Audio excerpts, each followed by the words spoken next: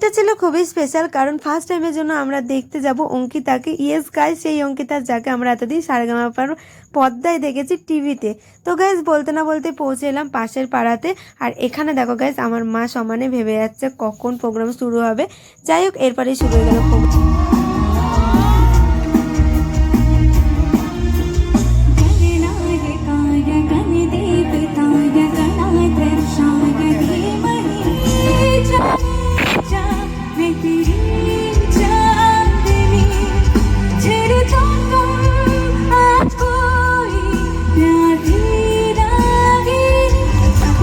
মঞ্চে আমরা উপস্থিত করলাম স্বস্তিকা দত্তকে।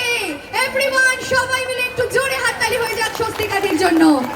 গাইস, এর থেকে বেশি তো তোমাদের আমি শর্ট ভিডিওতে কিছুই দেখাতে পারবো না, তো যথেষ্ট চেষ্টা করলাম দেখানো। ফাইনালি গাইস স্বস্তিকাকে দেখে চলে এসেছিলাম বাড়ি। এতটাই, টাটা।